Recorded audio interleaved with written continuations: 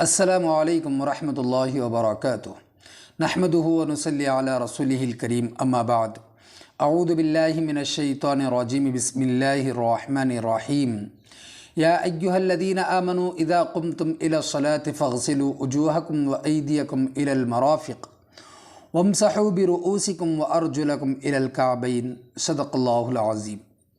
दोस्तों, हम इस वीडियो में आप हज़रात के सामने इंशाअल्लाह वज़ू के दूसरे हिस्से के ताल्लुक़ से बात करेंगे। पहला हिस्सा इससे पहले आप हज़रात के सामने पेश कर दिया गया है। इंशाअल्लाह आप हज़रात को वो वीडियो पसंद आया होगा। अब इंशाअल्लाह वज़ू के दूसरे हिस्से के अंदर हम दीगर चीज़ों के बारे में बात करेंगे।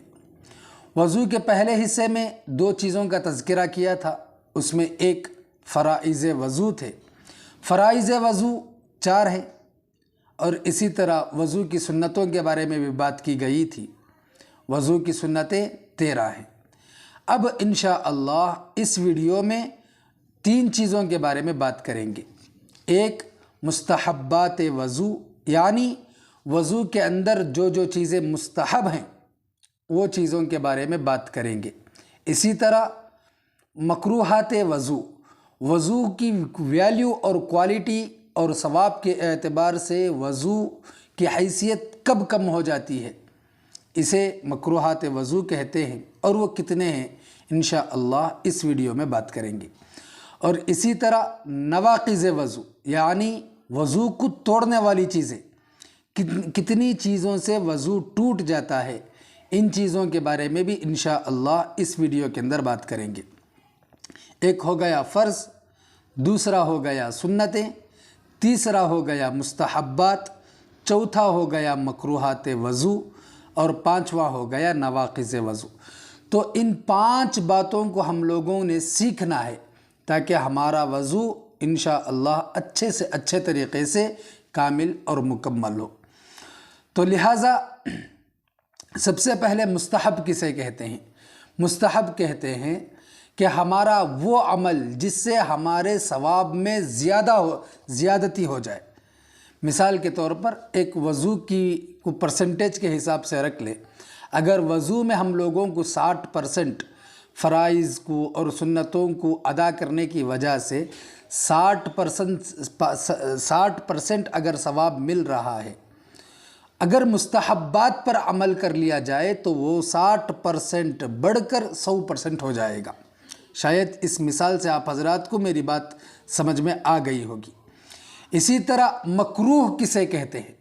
मकरूह की उसे कहते हैं कि कोई अमल है उसका सवाब घट कर कम हो जाए। ऐसे अमाल को इख्तियार करने से क्या है, उस वज़ू का जो सवाब है वो वज़ू की वैल्यू जो है वो ख़त्म हो जाती है। मसले के हिसाब से वज़ू तो हो जाएगा लेकिन सवाब के एतबार से वज़ू में कमी और वज़ू के अंदर का जो सवाब है वो ख़त्म हो जाएगा। तो इसे मुस्तहब कहते हैं, एक है मकरूह कहते हैं। इसी तरह नाक़िज़ वज़ू किसे कहते हैं? जो मुकम्मल तौर पर वज़ू को तोड़ देता है, तो लिहाजा इसे नवाक़िज़ वज़ू कहते हैं। तो सबसे पहले मुस्तहब्बात वज़ू, वज़ू में कितनी चीज़ें मुस्तहब हैं, यानी इन चीज़ों को इख्तियार करने से हमारे वज़ू के सवाब में बढ़ोतरी हो जाती है। तो लिहाजा वज़ू में 5 चीज़ें मुस्तहब हैं। इससे पहले के वीडियो में हमने फ़राइज़ वज़ू और सुनन वज़ू के बारे में बात कर लिया है। अब इंशाअल्लाह इस वीडियो में वज़ू के मुस्तहब्बात के बारे में बात करेंगे। तो वज़ू में मुस्तहब कितनी चीज़ें हैं? वज़ू में मुस्तहब 5 चीज़ें हैं। इन 5 चीज़ों को हम लोगों ने सीखना और समझना और अमल में लाना है इंशाअल्लाह।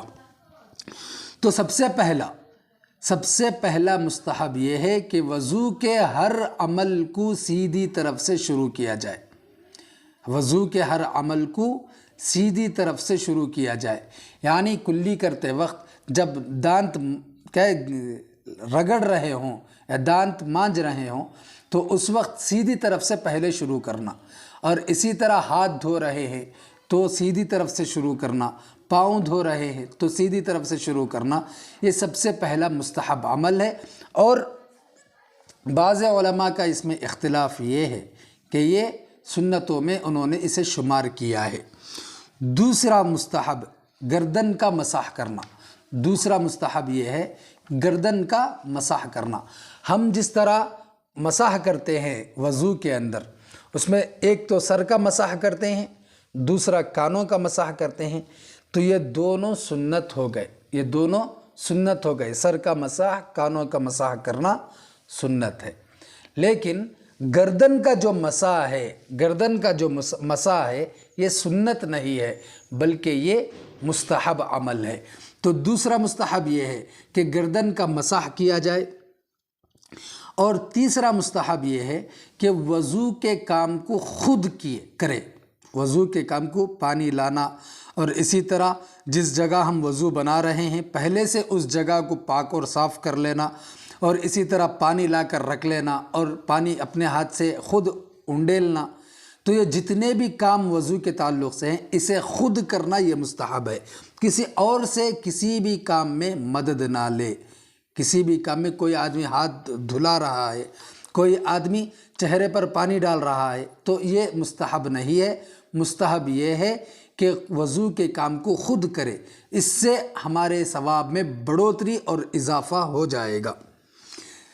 چوتھا مستحب یہ ہے کہ ہم جب وضو کرنے کے لیے بیٹھیں تو قبلے کی طرف ہمارا رخ ہو، ہمارا رخ کدھر ہو؟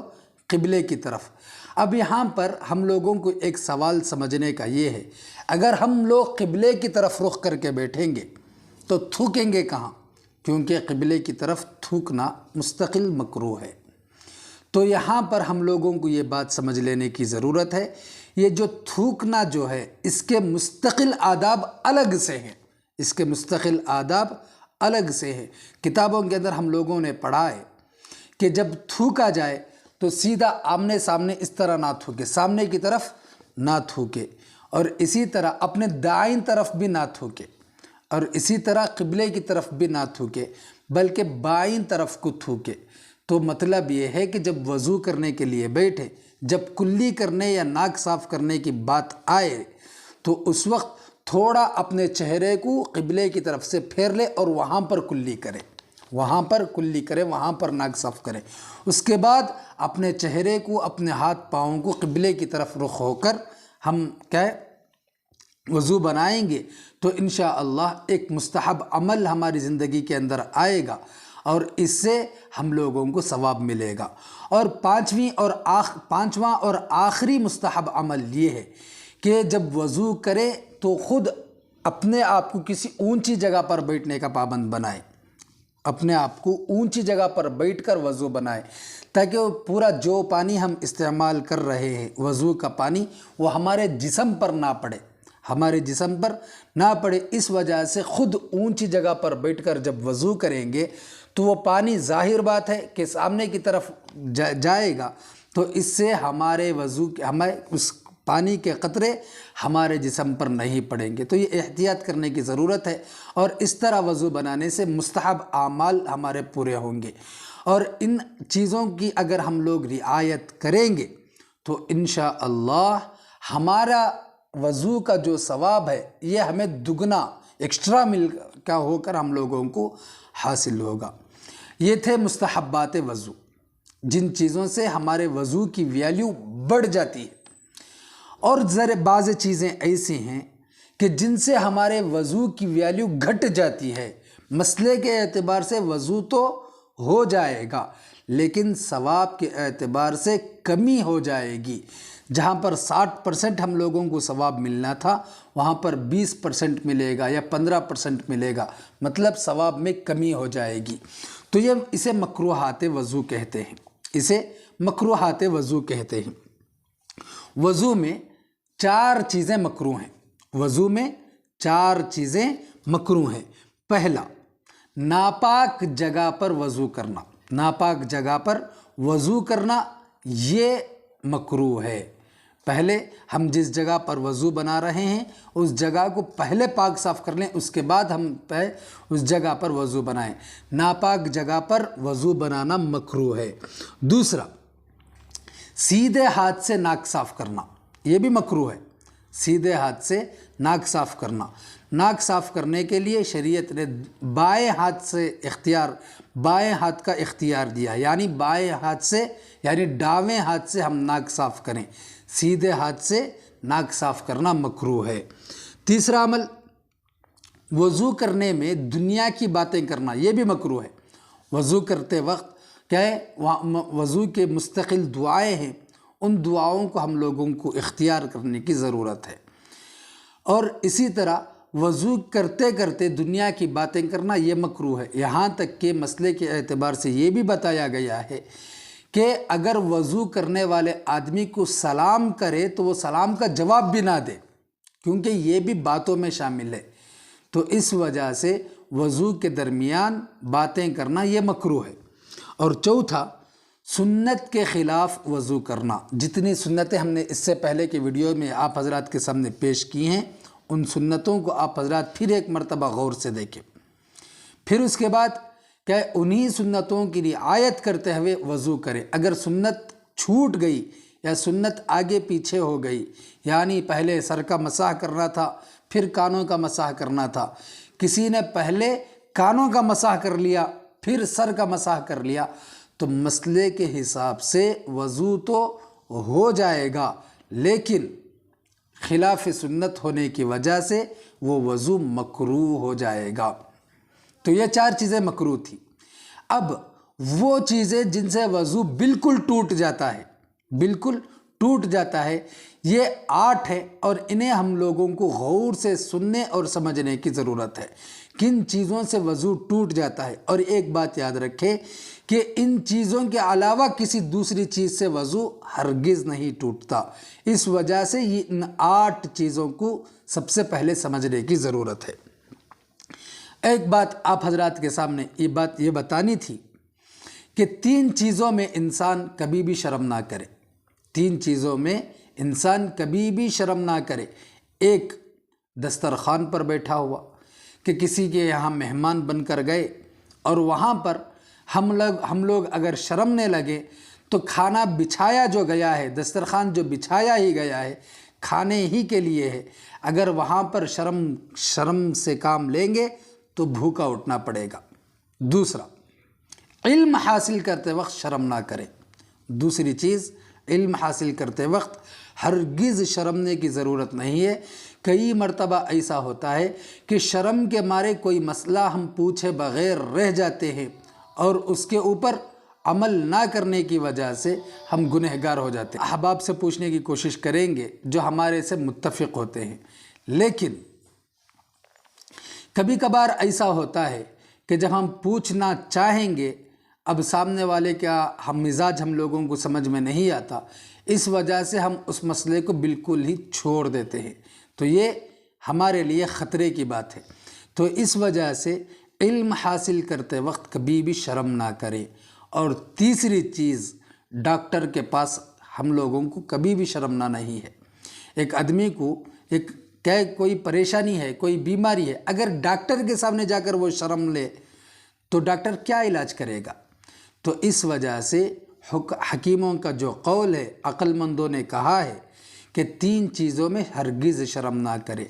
ये बात मैं इस वजह से बता रहा हूँ कि ये जो नवाक़िज़ वज़ू आने वाली हैं, इनके अंदर कुछ ऐसी चीज़ें भी आएंगी जो हमारे फितरत के या हमारे सुनने या हमारे समझने के मिजाज के ख़िलाफ़ हैं, लेकिन फिर भी समझना पड़ेगा, फिर भी उन्हें सुनना पड़ेगा, ताकि हमारा वज़ू, हमारा गुस्ल और इसी तरह हमारी नमाज सही हो।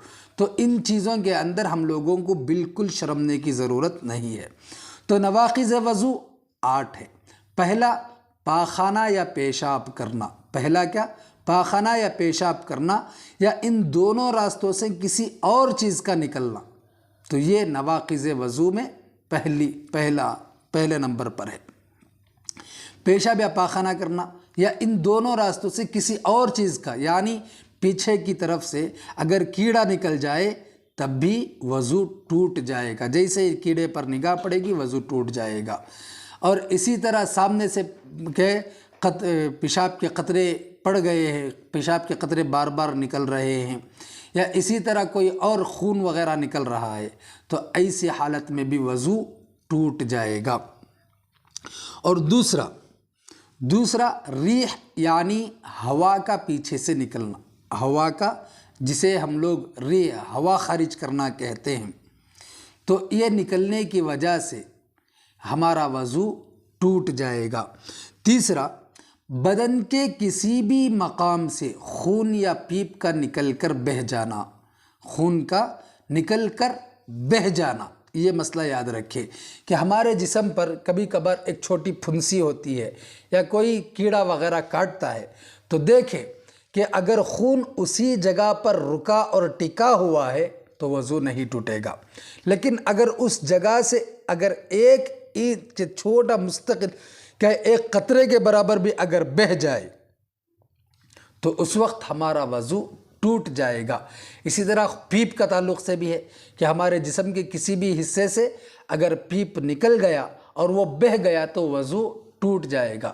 اور اسی طرح اگر کسی کے جسم سے پانی نکل رہا ہے تو وہ بھی پانی کے بہہ جانے سے وضو ٹوٹ جائے گا۔